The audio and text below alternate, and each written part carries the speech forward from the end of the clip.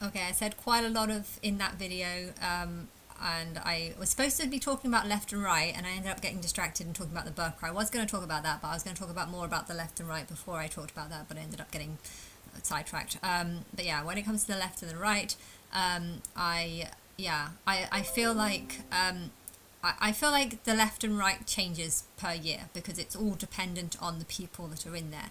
I guess different the people in the government, these two left and right sides, I feel like they themselves have a slightly different view on what being left means or what being right is, and therefore if you change the people in the party, the party slightly changes.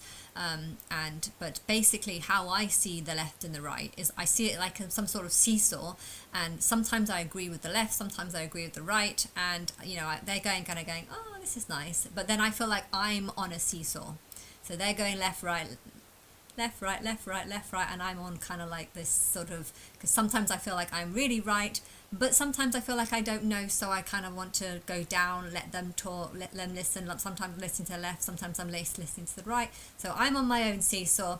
When I'm up here, this is when I have strong opinions that I don't agree with either left or right, or maybe I do. But sometimes sometimes it's like, yes, I agree with the left. Sometimes I agree with the right.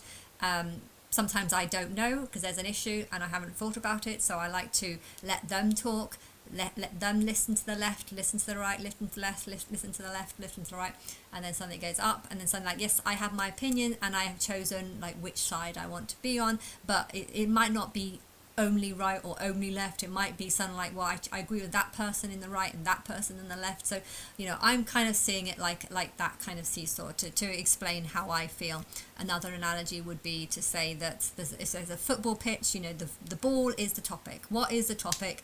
And then the ball kind of goes left, right, all over the pitch, with different players sort of saying different things based on their view on left, view on right, or whatever, and some people on the left are more on the right, and some people more on the right are more on the left. So that's like a football analogy kind of thing. But every time it scores a goal, that's when I'm like, whether it be on this side or that side, I don't care. It's the same. It's the goal. I was like, yeah, I agree with that. Yeah, I agree with that. And no, I don't agree with that. No, I don't agree with that. Maybe that's some truth to that and stuff. And then suddenly, as soon as it goes for a goal, it's like, yeah, I believe it. The thing is, you don't know what's going on in my mind. You don't know what I'm thinking. You don't know what my thoughts are. And I've heard that a lot of people can make claims through like the police officers. So if they think the police have done something wrong, they can sue them over it. If they think the hospitals have done something wrong, they can sue them over it.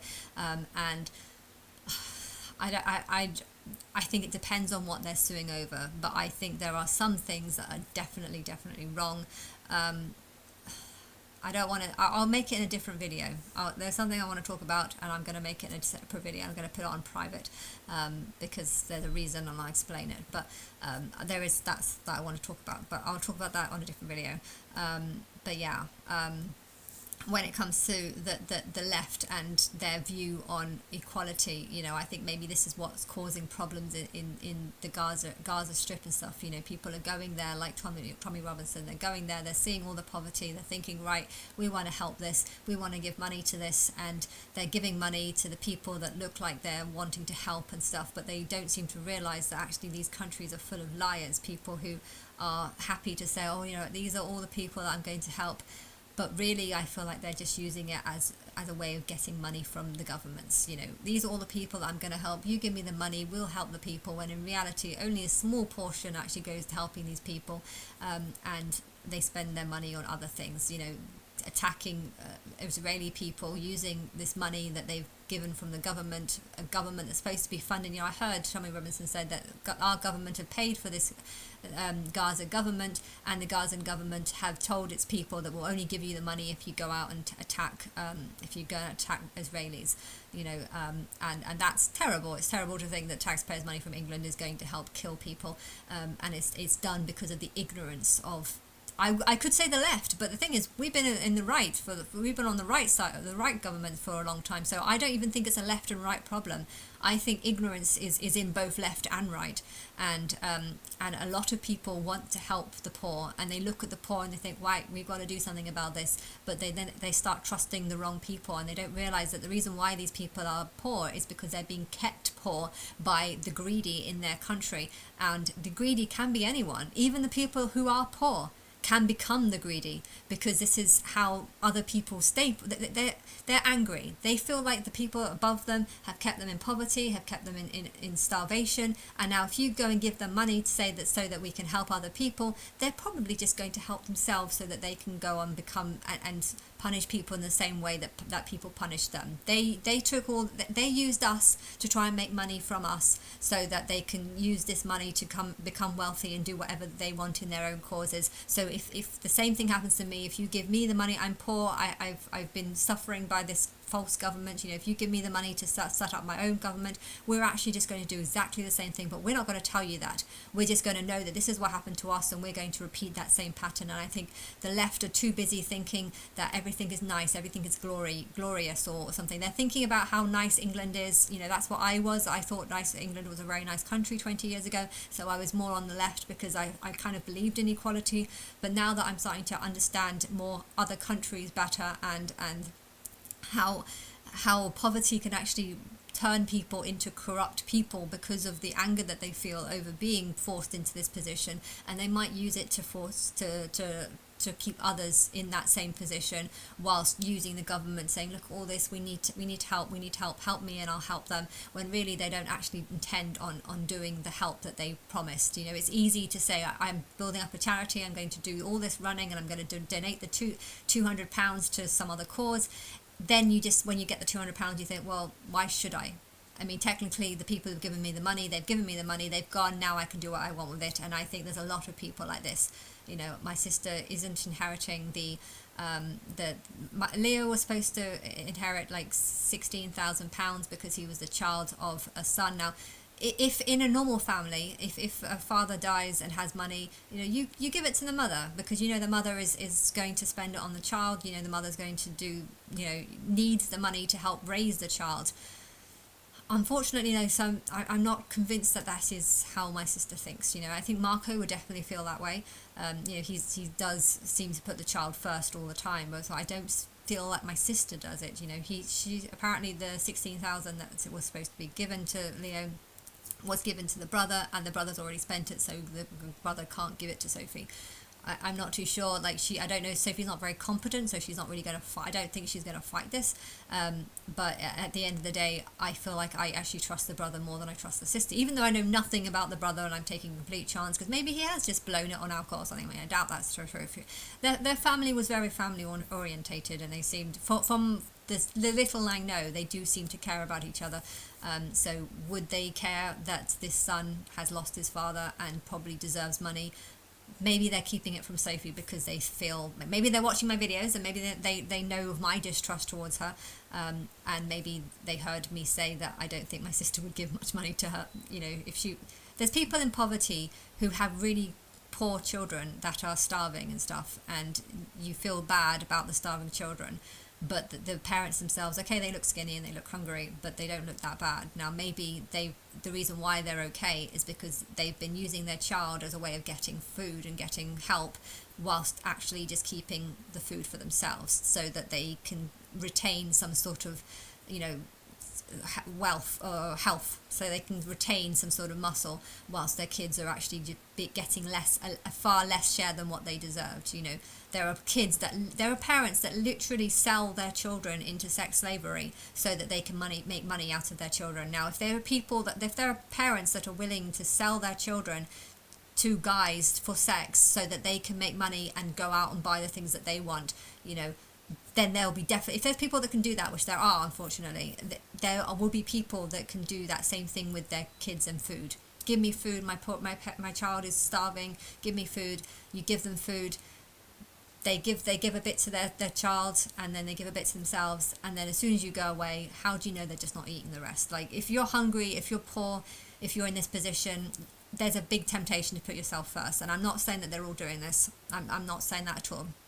But I'm saying that if there are parents that can sell their children so that they can make money out of them, then there's definitely parents that can use their children as a way of getting free food. And in that same way, there are plenty of poor, towns and cities where the people who are running or helping the people in these cities can be using them just as a way of trying to get governments to give them lots of money, and then as soon as they get this money they're actually corrupt and then just do whatever they want with the money to help themselves. In fact, they might even be doing it to try and take wealth off other people, to put more people in this poverty situation so that they can say to the government that this crisis is more dire than they thought. And they could blame Israel, they could blame a bunch of other people, but really it could actually just be some sort of scam. For cancer research to get lots of money, it needs to have loads of people with cancer. Now, I'm definitely not saying that there's people going around deliberately infecting people with cancer, but with poverty it can be the truth, because there's a lot of poverty, and when you're in poverty you feel like you have to do things you don't want to do to get money.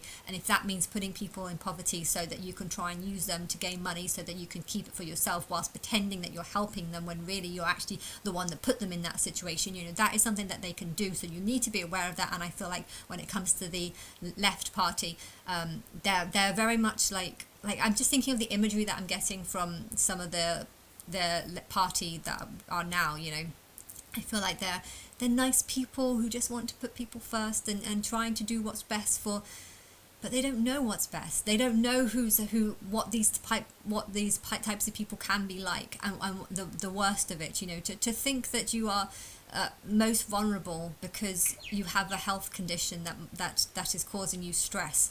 That is not most vulnerable. When there are people that are living in areas where they could get attacked for simply doing the wanking sign, this is the most vulnerable. Someone who's against Islam and living in an Islamic area is far more vulnerable than someone that has a health condition and has a nice life and family support and perhaps people who have jobs that can help them get jobs, but maybe they're just refusing because they're lazy. There is all sorts of things, and I think the Labour government is a bit about letting everyone speak, letting everyone have their opinion, and they don't realise how corrupt people are. And I think by giving poor people power, by giving them money, you don't have to give them huge amounts, but they'll give you a lot of respect. Thank you for these millions of pounds. I feel like they can become corrupted in this sort of power driven, I've got all this power because we've given these poor people money and now they look up to us, so we have this power. And I know that the Conservative can use power, it can do things to gain power, but this is a problem in both of them, wanting to control and dominate. I don't know why the Labour Party seemed to have turned against Tommy Robinson. But if Tommy Robinson went to America for 2 days on a false visa and you thought it was fair to put him in isolation prison for 22 weeks because he broke your rules, that to me doesn't sound like it has anything to do with the crime, how it affected people, did he do anything wrong, whether taxpayers' money should go on this. I mean, this seems like all the logic that you would think that this is stupid and you shouldn't go to prison for going to a different country on a false visa. If the people from the different country want to put you in the prison for breaking into their country with a false visa, well, that's a different matter. But why would this affect England? I mean, this story sounds made up, like it's not true. So maybe it's not true because it sounds too ridiculous to be true. That you're putting people in prison for going to a different country on a false visa. I mean, I don't believe that sounds realistic. Maybe there was an alternative agenda behind it, but if the people in government think that it's fine to punish people for simply breaking rules. You went into that court, you took some pictures, you weren't allowed to do it. We made some rules that you're not allowed to take pictures of anything inside the court, and you did, so you broke our rules. I mean, this to me just sounds like control.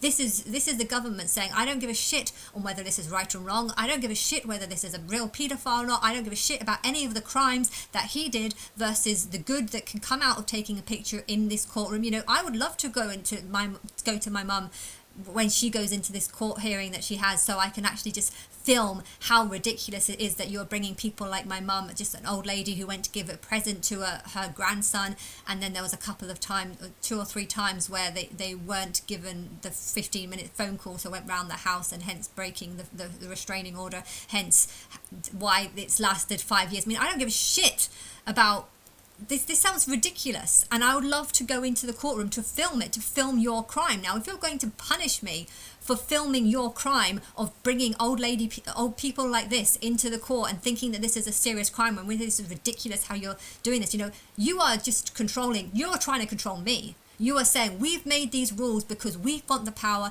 We want to say that old ladies who give presents to their grandchild, and if the father of that child wants to put a restraining order on the grandmother, I don't know why it's been going on for 5 years, but I want to go in there and film how ridiculous this is. Now, if you're going to say that I have no rights to film because you made some law that says that I'm not allowed to expose what's going on, then I just think that this is a government that's all about control and power. And this is not how I thought the Labour Party was. I thought the Labour Party was more about fairness and equality. So in a way, I feel like there is secrets going on in the government where they have this, oh, lovely, yeah, well, equal equality, you know, oh, we give money to the poor, look all the poor Gazans, let's give them money. But on the other hand, they're just thinking, you know what, we just want power. We just want, they want money, we'll give it to them. We don't care how they spend it, as long as they trust us, as long as they look up to us, as long as they respect us, and that's all we care about. And I'm not saying that the left that this doesn't go on the right, because wanting power is about why the seesaw is a seesaw. You've got the left, right. It's all about I want the power. No, I want the power. No, I want the power. I want to keep the power. I want to keep the power. And I think that the bigger problem is they're worried about this power balance on who has the most power, who has the most respect, and this Islam is going to just come out and it's going to rip you all to pieces. Now, when that happens, that is when you're going to start waking up and realizing that this seesaw that you're playing on is actually ridiculous, because there's a real threat that's coming. And yeah, I need to say that, because that is what's happening. And I'm saying this from someone who is living in an area that is 80% Muslim. Okay. Now, you can say that I'm just a drunken hooligan like Tommy Robinson or whatever, and try and play me down, but I'm feeling it, because I'm looking at people and the Islamic male clothing that I never used to see males wear Islamic clothing.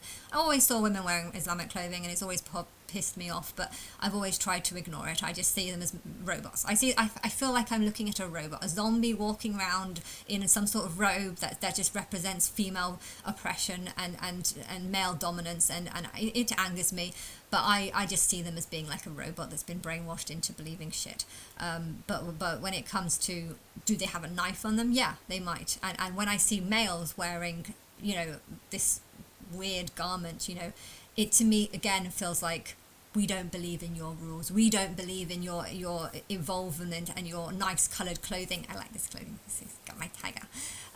We don't believe in your way of life and your way of dressing. You know, I like equality. I like multiculturalism when you have like Chinatown. You know, you don't want Chinatown looking English. You don't want the Asian Brick Street. What's it? Brick Street? Yeah, Brick Street. Where there's lots of curries, you know, you don't want that being English, because you like going there and seeing all the Indian curries and curry shops, and then you like going to Chinatown and seeing the China, you know, you like this. But how do you feel when you actually walk through an Islamic area where everyone is Islamic, and where you start seeing people dress up in Islamic clothing, which just looks like medieval clothing? It looks, you know, I think of a medieval town and I think of lawless, uncivilized, dangerous. You know, I'm very concerned, because I never used to see males wearing Islamic clothing, and I'm seeing it a lot now, and that this is concerning for me, because when I see it, I think of Jesus's time 2,000 years ago, when there was different rules, when a guy saying to another man, when a guy saying to another man, I'm going to stone this woman because she's a whore, and you saying, oh no, don't, let he who has the first stone, let he who has no sin cast the first stone. And then people being like, wow, what an amazing thing. He said, what did he say? He just said, he said, if you've got no sin, cast the first stone. That's ridiculous. These people don't think they have sin, because they think they're better than everyone else. They think they're the gods of their own self, and therefore they can do what they want. So saying something like that to someone is just completely ridiculous. And the fact that people would look up to this, why would you look up to this? No, you need to look up to someone that says, no, stoning people is wrong, and this is barbaric, and this is sick, and you shouldn't do this. You need to stand up for people that actually fight for the right things. And so to see men wearing Islamic clothing, it just reminds me of the Stone Age, and it's awful. It feels like I feel like I've just gone back time 1,000 years when I see it, and I'm I'm hoping that whatever I'm seeing in the last few weeks is all just people that, if you're living in a hot country and it's 40, 50 degrees, and you've got friends in England, you'll probably want to come over here just to get away from that extreme heat. So I'm hoping they're only here in winter. I've been doing massage for a very long time, and I know in winter I usually get far less Asians or far less Islamic looking. Maybe they're Islamic, maybe they're like Muslim, I don't know. I get far less of them in the winter. I've always known that.